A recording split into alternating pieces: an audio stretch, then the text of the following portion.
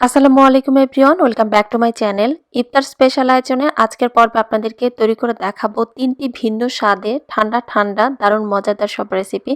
অর্থাৎ আজকের এই একটি ভিডিওতে তৈরি করে দেখাবো সাবুদানা ফ্রুট ডেজার্ট, সেই সঙ্গে থাকছে এখানে দই চিড়া দিয়ে ইফতারের একটা সহজ আইটেম, এবং সেই সঙ্গে আপনাদেরকে তৈরি করে দেখাবো 6টি ভিন্ন স্বাদে দারুণ মজাদার সব লেবুর শরবত। ঠান্ডা ঠান্ডা এই ধরনের ইফতারের একটি আইটেম কিন্তু সারাদিনের ক্লান্তিটাই কিন্তু অনেকাংশে দূর করে দিবে। আশা করছি আজকের রেসিপিটি সবার কাছে ভালো লাগবে। তো প্রথমে তৈরি করে দেখাবো সাবুদানা ফ্রুট ডেজার্ট। তো ডেজার্টটা তৈরি করে নেওয়ার জন্য আমি প্রথমে সাবুদানাটা একটু সেদ্ধ করে নেব।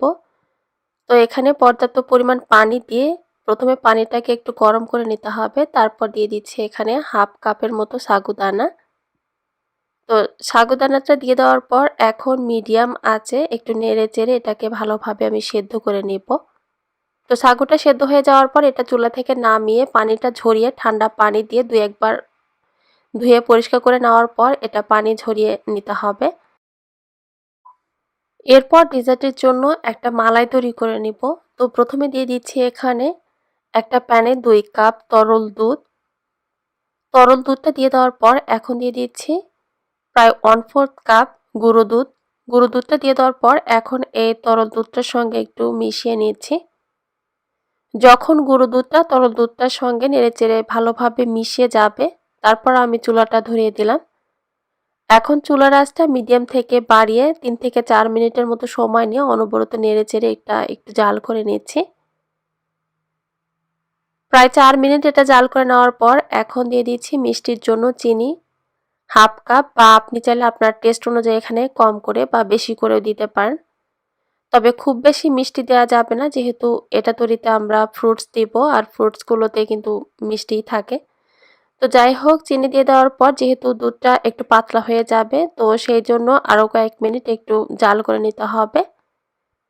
কিছুক্ষণ এটা জাল করে নেওয়ার পর এখন দিয়ে দিয়েছি পানি ঝরানো সেদ্ধ করে রাখা যে সাগুদানাটা ছিল সেটা। আর সাগুদানাটা দিয়ে দেওয়ার পর কিন্তু সঙ্গে সঙ্গে এটা নেড়ে চেড়ে দুধটার সঙ্গে ভালোভাবে মিশিয়ে নিতে হবে, তা না হলে দেখা যাবে যে এটা আবার দলা বেঁধে যেতে পারে। যেহেতু সাগুদানাটা আগে থেকে সেদ্ধ করে নেওয়া, তো সেক্ষেত্রে সাগুদানাটা দিয়ে দেওয়ার পর আর বেশি সময় নিয়ে এটা জাল করে নেওয়ার কিছুই নেই। জাস্ট এটা দিয়ে দেওয়ার পর দুধটার সঙ্গে একটু নেড়ে চেড়ে 4 থেকে 5 মিনিট আমি একটু জাল করে নিয়েছি। তো এটা রেডি হয়ে গিয়েছে, এর থেকে বেশি আমি ঘন করব না। এখন এটা চুলা থেকে নামিয়ে বাইরে রেখে একটু ঠান্ডা করে নিয়েছি। তারপর এটা প্যানটা আমি নর্মাল ফ্রিজে রেখেছিলাম আধা ঘন্টার জন্য। তো নর্মাল ফ্রিজ থেকে এটা আমি বের করে নিয়েছি ঠান্ডা হয়ে যাওয়ার পর। এখন এর ভেতরে কিছু ফল আমি দিয়েছি, অর্থাৎ আগে থেকে কিছু ফল এখানে কেটে রেখেছিলাম। দিয়ে দিচ্ছি 2 রঙের এখানে আঙুর। আঙুরগুলো দিয়ে দেওয়ার পর এখন দিয়ে দিয়েছি আম। তারপর দিয়ে দিচ্ছি এখানে বেদানা। আমি আমার পছন্দ মতো এখানে ফলগুলো দিয়েছি। আপনারা যে ফল খেতে পছন্দ করেন আপনাদের পছন্দ অনুযায়ী এখানে ফলগুলো দিতে পারেন। এখন দিয়ে দিলাম আপেল। আপেলটা দিয়ে দেওয়ার পর এখন সব কিছু একত্রে ভালোভাবে একটু মিশিয়ে নিচ্ছি। আপনারা চাইলে কিন্তু এখানে কলাটাও দিতে পারেন, তবে আমার কাছে কলাটা খেতে ভালো লাগে না, জন্য আমি আর দিইনি। সাবুদানাটা যেহেতু তরল দুধটার সঙ্গে দিয়ে রান্না করে নেওয়ার পর এটা নর্মাল ফ্রিজে রেখেছিলাম। তো নর্মাল ফ্রিজে রাখলে হবে কি, এটা ঠান্ডাও হবে, এটা একটু টেনেও আসবে, একটু ঘনও হবে। তো ফলগুলো দিয়ে এটা একটু নেড়েচেড়ে মিশিয়ে নিলে আসলে ডেজার্টটা খাওয়ার জন্য একদম রেডি। আর এই ডেজার্টটা কিন্তু ঠান্ডা খেতেই বেশি ভালো লাগে। অবশ্যই চেষ্টা করবেন এখানে ডেজার্টটা তৈরি হয়ে যাওয়ার পর ঠান্ডা ঠান্ডা এটা সার্ভ করতে। তো ডেজার্টটা তৈরি হয়ে যাওয়ার পর এখানে একটা সার্ভিং বলে এটা আমি সার্ভ করছি। চেষ্টা করেছি কম সময়ে ঝামেলা ছাড়া তৈরি করতে পারেন ঠিক সেরকম মজাদার একটি হেলদি ডেজার্টের রেসিপি আপনাদেরকে দেখানোর জন্য। সাবুদানার এই ঠান্ডা ডেজার্টটা তৈরি করার পর এখন আপনাদেরকে আমি তৈরি করে দেখাবো দই এবং চিড়া দিয়ে ঠান্ডায় একটি হেলদি ইফতারের রেসিপি। তাহলে চলুন ঝটপট দেখে নেওয়া যাক। রেসিপিটি তৈরি করতে আমাদের প্রধান যে উপকরণ সেটা হচ্ছে চিড়া।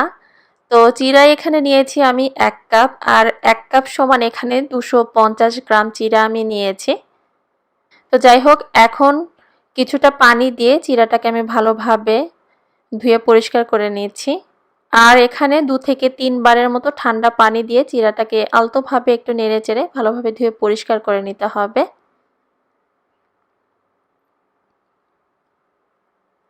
চিড়াটাকে এখানে আলতোভাবে কচলিয়ে কচলিয়ে খুব ভালোভাবে ধুয়ে পরিষ্কার করে নেওয়ার পর সামান্য পরিমাণ পানি দিয়ে এখানে চিড়াটা ভিজিয়ে রাখতে হবে।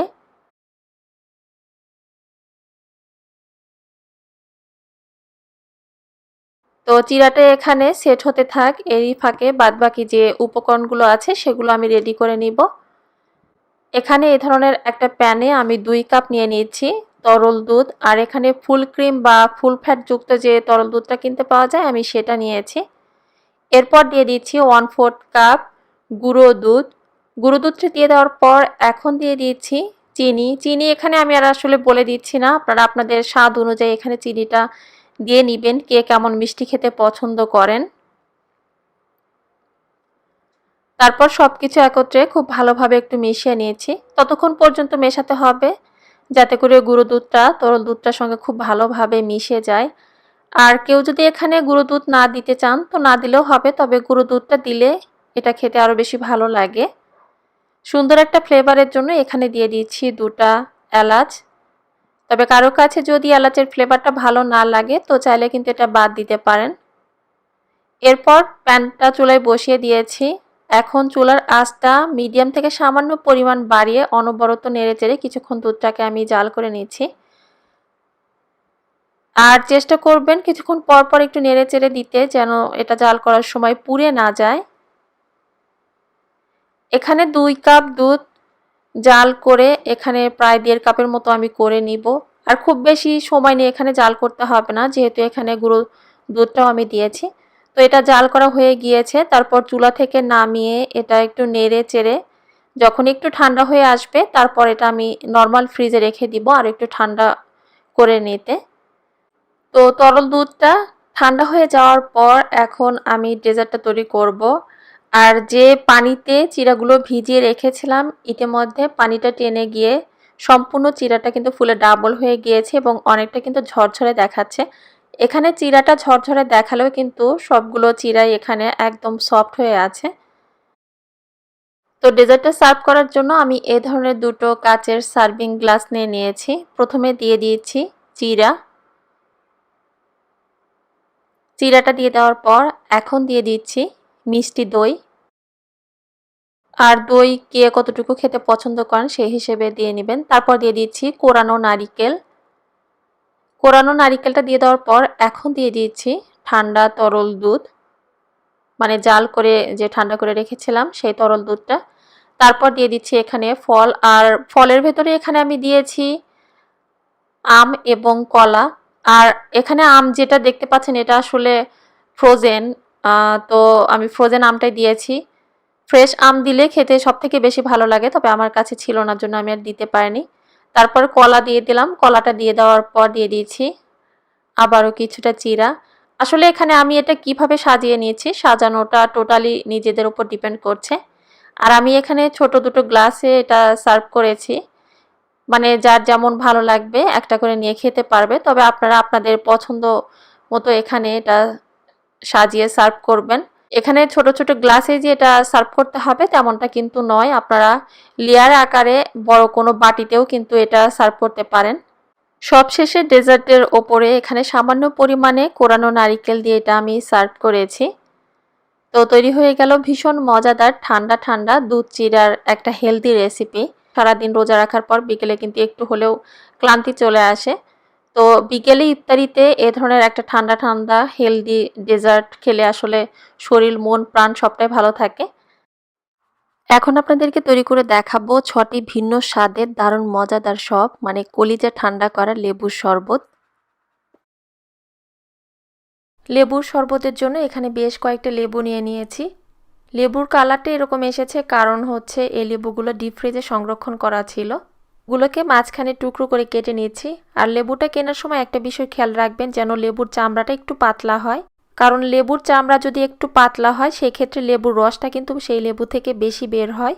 লেবুগুলোকে মাঝামাঝিভাবে কেটে নেওয়ার পর এখন প্রত্যেকটা লেবু থেকে রসটা বের করে নিব।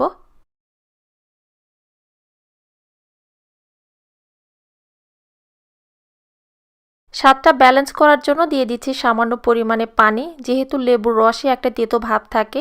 পানি অ্যাড করে দিলে সেই তেতো ভাবটা আর থাকবে না এবং স্বাদটাও ব্যালেন্স হবে। তারপর এই ধরনের একটা ট্রেতে লেবুর রসগুলো নিয়ে নিয়েছি।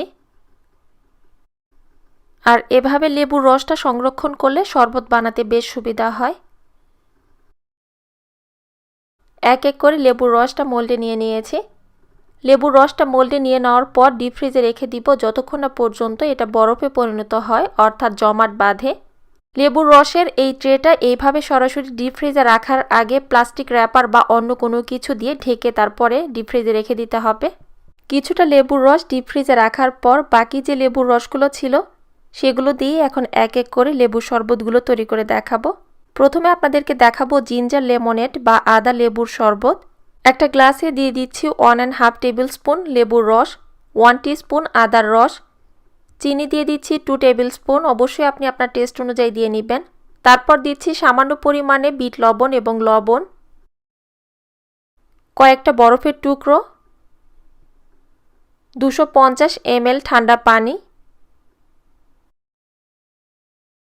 সবকিছু একত্রে একটু মিশিয়ে নিচ্ছি।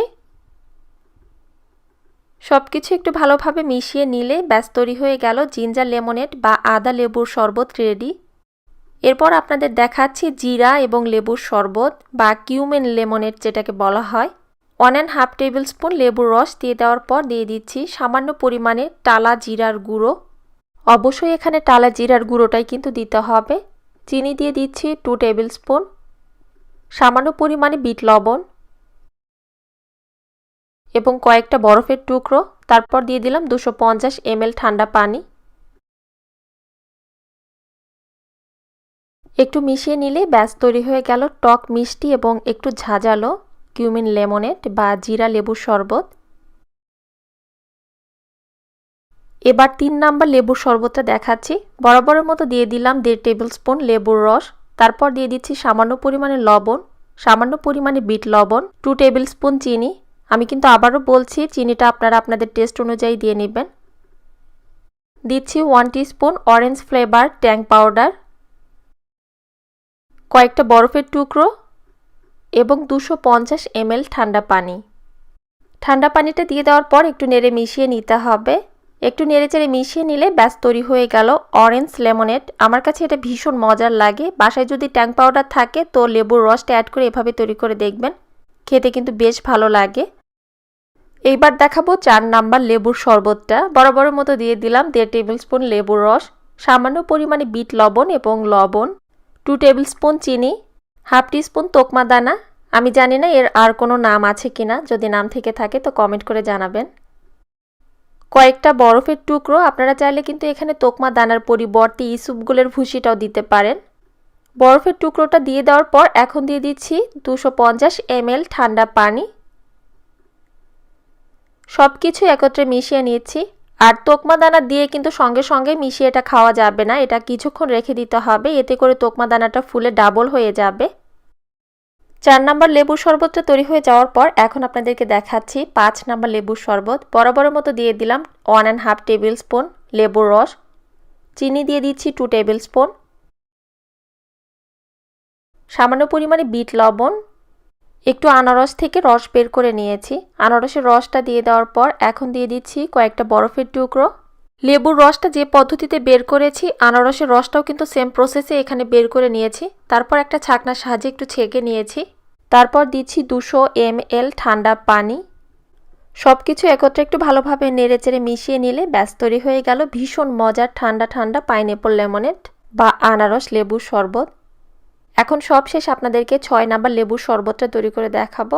2 টেবিল স্পুন লেবুর রস নিয়ে নেওয়ার পর দিয়ে দিচ্ছি সামান্য পরিমাণে বিট লবণ, সামান্য পরিমাণে লবণ, 2 টেবিল স্পুন চিনি, কয়েকটা ফ্রেশ পুদিনা পাতা।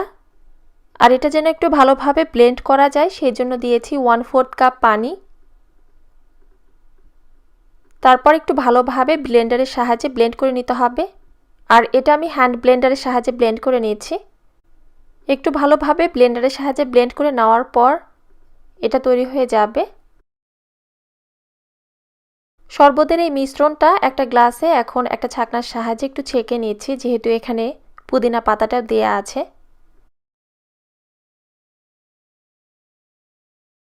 শরবতটা ছেঁকে নেওয়ার পর এখন অ্যাড করে দিব 200 ml ঠান্ডা পানি। পানি অ্যাড করার আগে প্রথমে আমি অ্যাড করে দিয়েছি বরফের টুকরো।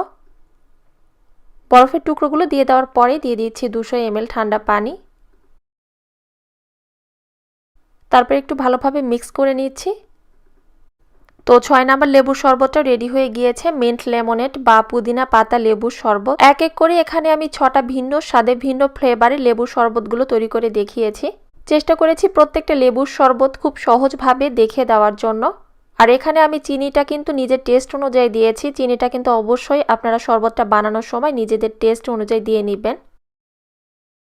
সবশেষে আপনাদেরকে লেবুর রসটা সংরক্ষণের পদ্ধতিটা দেখাচ্ছি। ইতিমধ্যে আমরা যে ডিপ ফ্রিজে লেবুর রসটা রেখে দিয়েছিলাম, প্রায় 4 থেকে 5 ঘন্টা পর ডিপ ফ্রিজ থেকে লেবুর রসের ট্রেটা আমি বের করে নিয়েছি। লেবুর রসটা ভালোভাবে সেট হয়ে যাওয়ার পরেই কিন্তু ডিপ ফ্রিজ থেকে বের করে নিতে হবে। আর আমি যেমনটা বলেছিলাম প্লাস্টিক র্যাপার দিয়ে কিন্তু ঢেকে তারপরে এটা আমি ডিপ ফ্রিজে রেখেছিলাম। সবগুলো মোল্ড থেকে বের করে নেওয়ার পর দেরি করা যাবে না, সঙ্গে সঙ্গে জিপলক ব্যাগের ভেতরে ভরে জিপলক ব্যাগের ভেতরে নিয়ে নেওয়ার পর ডিপ ফ্রিজে প্রায় 1 মাসের মতো রেখে আমরা সংরক্ষণ করে খেতে পারবো। প্রত্যেকটা টুকরোতে এখানে 1 টেবিল স্পুনের মতো কিন্তু লেবুর রস আছে। চেষ্টা করেছি সহজভাবে 3টি ঠান্ডা হেলদি রেসিপি আপনাদেরকে দেখানোর জন্য। আশা করছি রেসিপিটি ভালো লেগেছে। আল্লাহ হাফেজ।